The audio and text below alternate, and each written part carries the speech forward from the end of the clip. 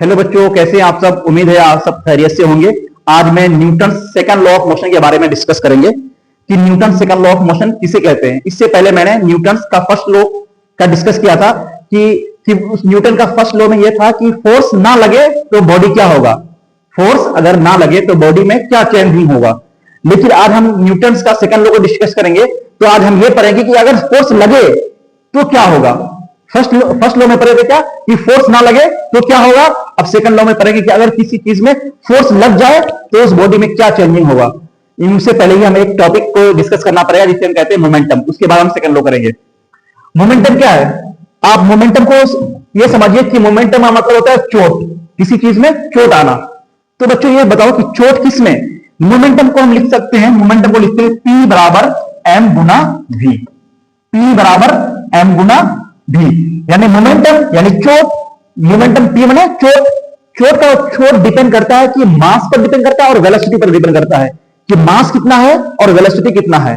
अगर जिसका मास बहुत ज्यादा और वेलोसिटी भी ज्यादा तो इसका मतलब कि उसमें बहुत ही खतरनाक हमें चोट लगेगा।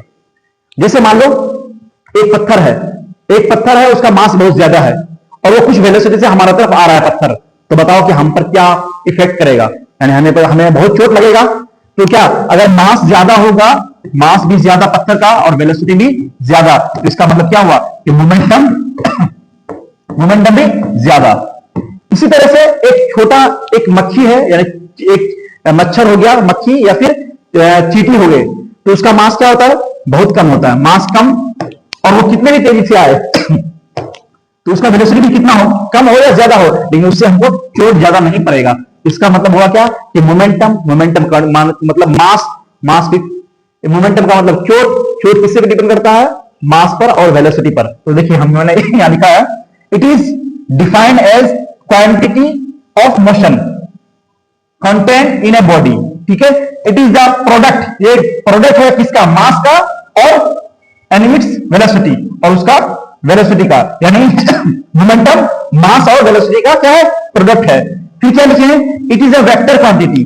उसके बाद it is denoted by T, SI unit kilogram metre per second. अब देखिए बच्चों, मैं एक डिस्कस करता हूं। देखिए मान लो एक गाड़ी है, एक दूसरा गाड़ी,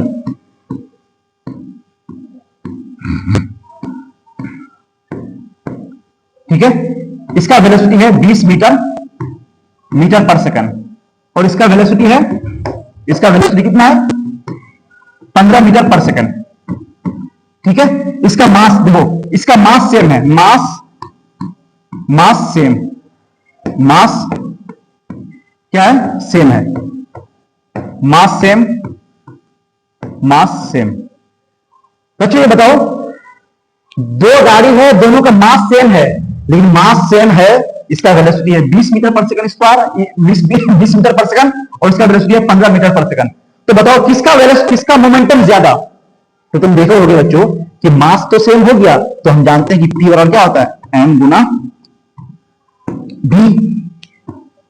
मास सेम हो गया, लेकिन वेलोसिटी देखेंगे कि वेलोसिटी किसका क्या है, तो वेलोसिटी इसका क्या है, इसका ज्यादा है। इसका मतलब इसका मोमेंटम भी क्या, इसका मोमेंटम भी ज्यादा, लेकिन इसका क्या है, इसका मास भी सेम है लेकिन वेलोसिटी कम है। इसका मतलब क्या हुआ, इसका मोमेंटम कम। तो बच्चों आपको समझ में आया होगा क्या था ये, मास यानी मोमेंटम क्या है, मोमेंटम मतलब चोट किस पर डिपेंड करता है, मास पर और वेलोसिटी पर। तो बच्चों आपको समझ में आया होगा। इसके बाद हम न्यूटन का सेकंड लॉ फिर आपको समझाएंगे।